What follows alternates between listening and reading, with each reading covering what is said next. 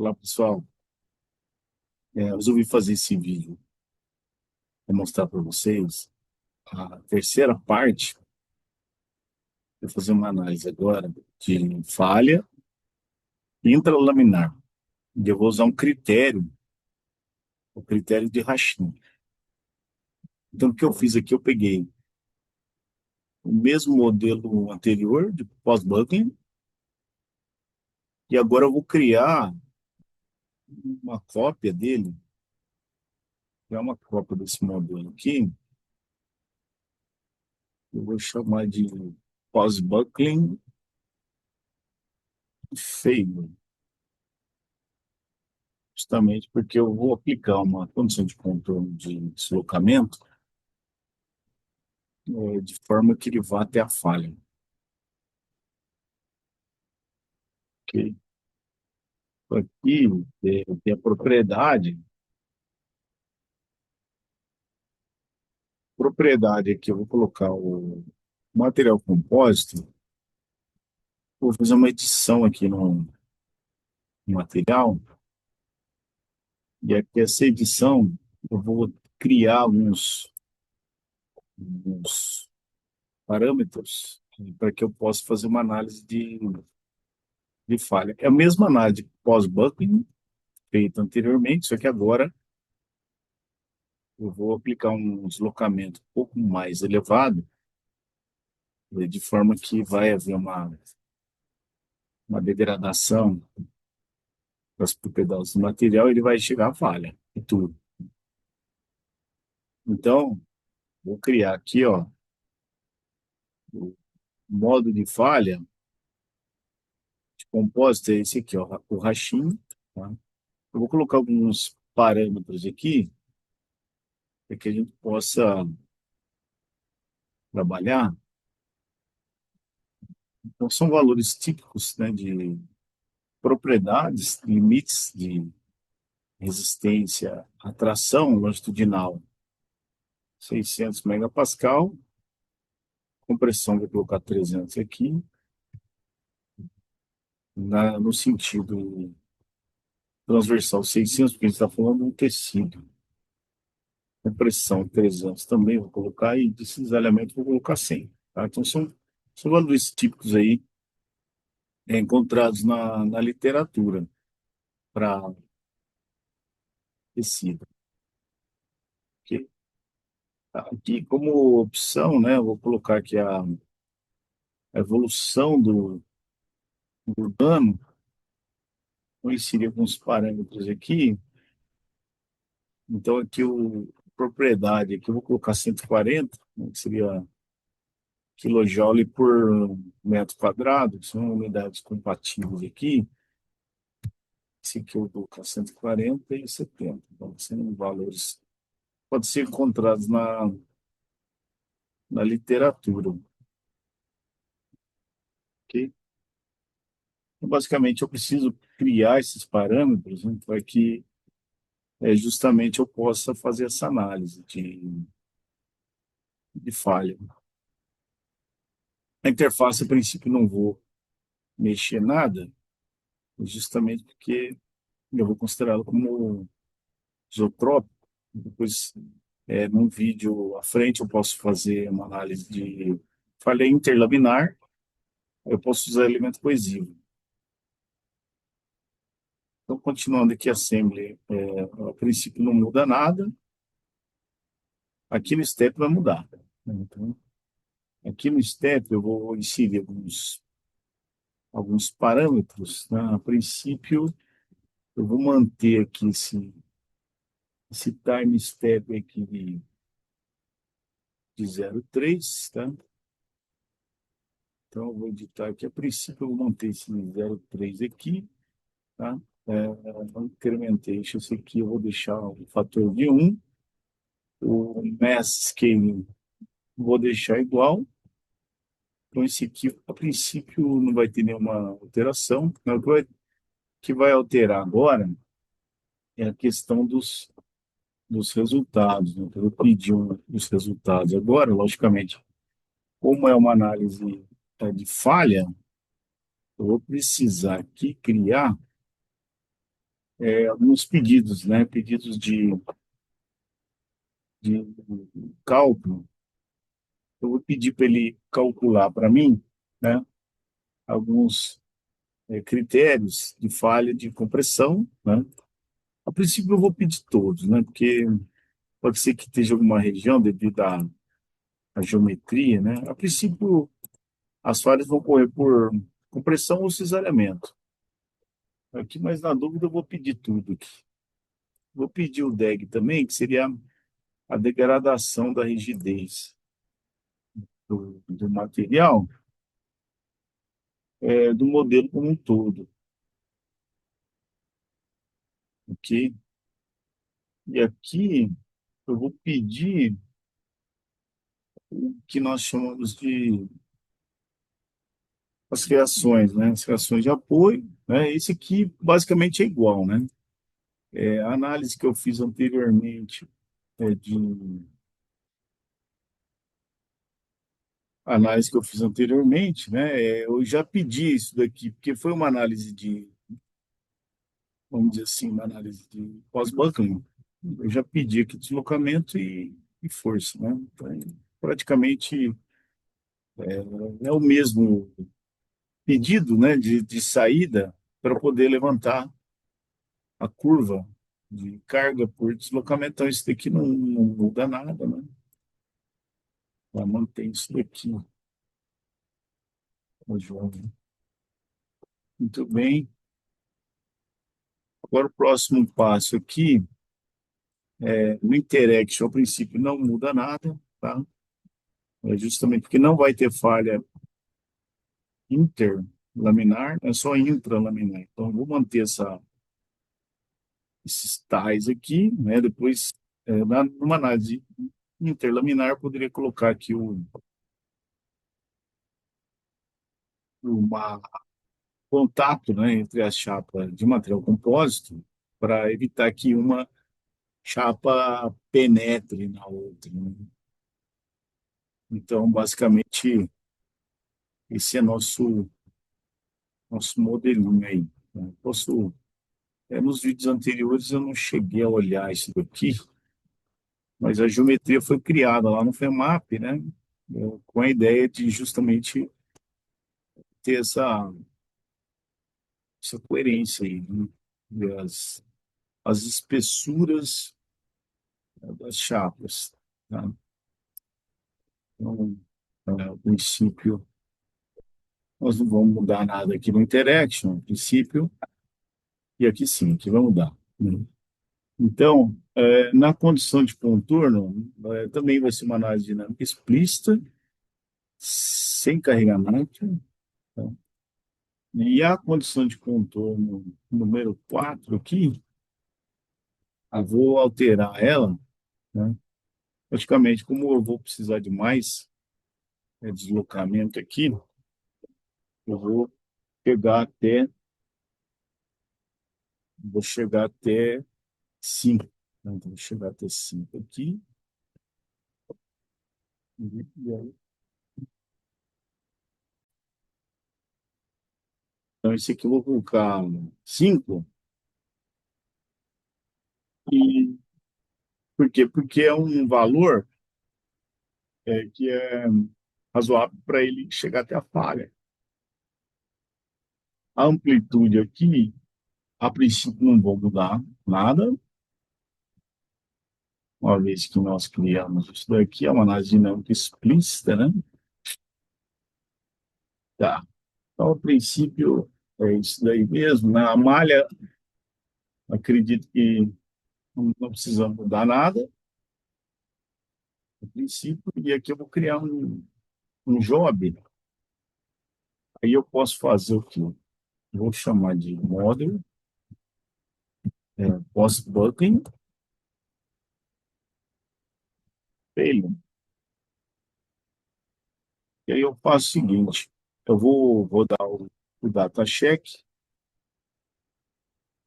chamar de post-bucking hashing, né, que seria o critério aí que nós estamos usando.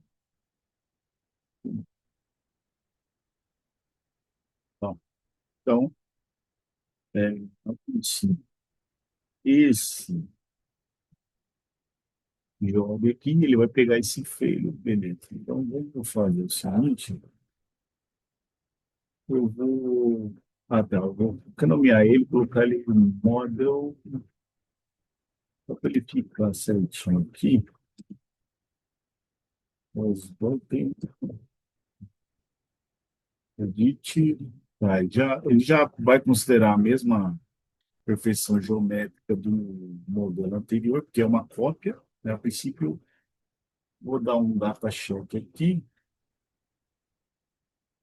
e vamos rodar ele para ver se está tudo bem.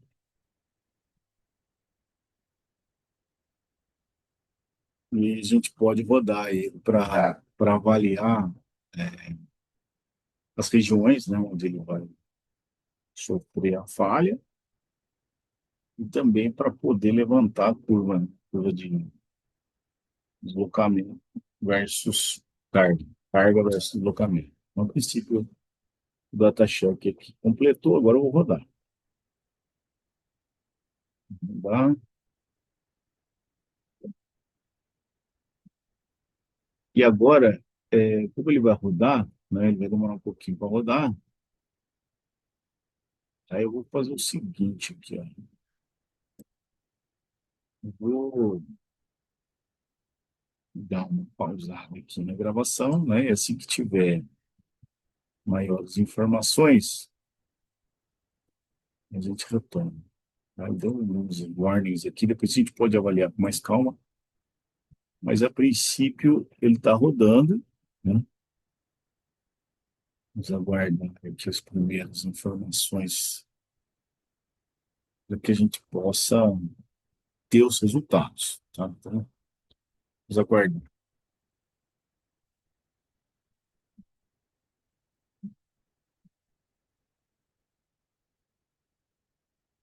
Tá. Já está gerando aqui os resultados, né?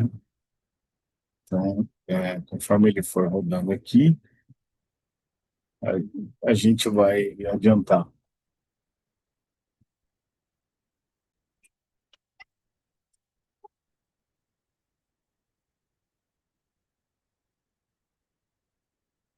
Continua rodando.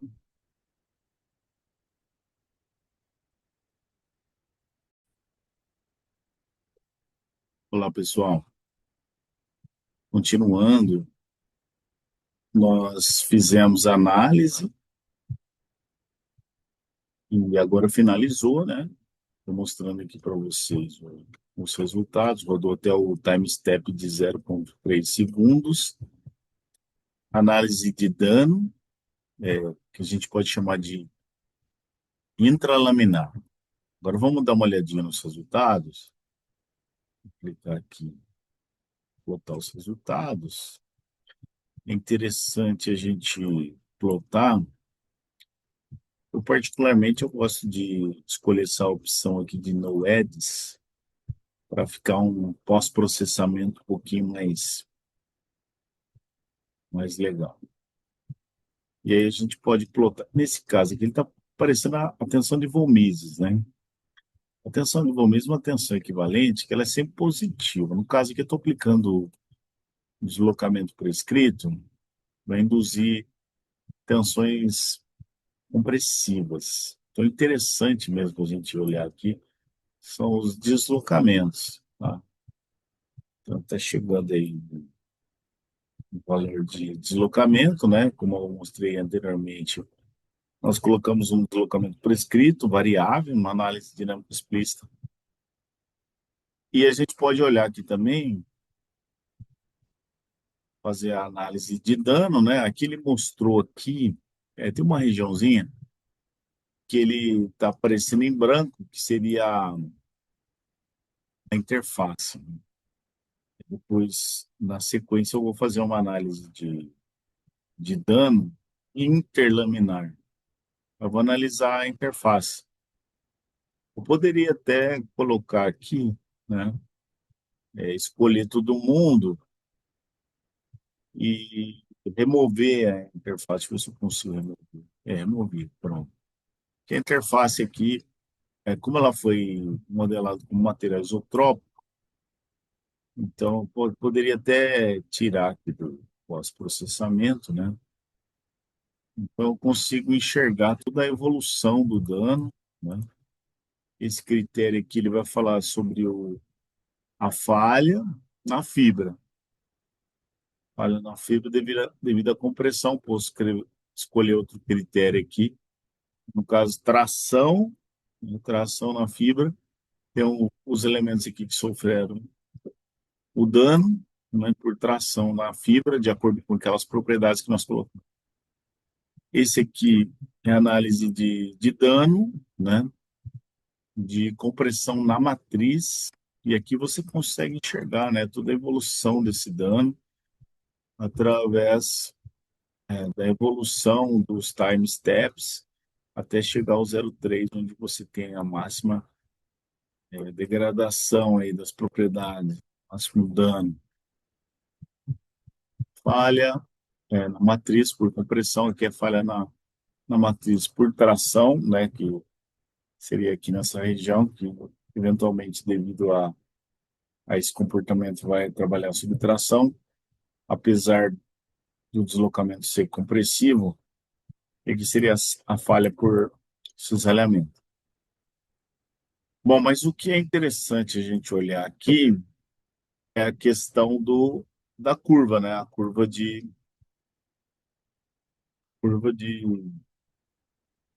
carga versus deslocamento. Então, se a gente plotar aqui, né, usar essa função, né, e vou escolher todas as reações de apoio, né, naquele set que nós tínhamos demonstrado anteriormente.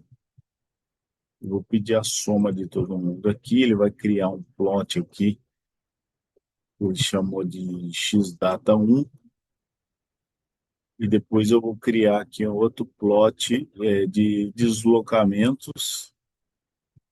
Vou pedir um mínimo envelope aqui, xdata2. Agora eu vou plotar um gráfico que vai combinar esses dois outputs, só que eu vou pedir em valores absolutos, justamente por causa do sistema de coordenadas. Eu apliquei um deslocamento negativo, eu vou colocar valores absolutos. O eixo X para mim vai ser o deslocamento, que é esse aqui, e o eixo Y vai ser a carga, que são as reações de apoio. A soma de todas elas, vou dar um plot aqui, pronto.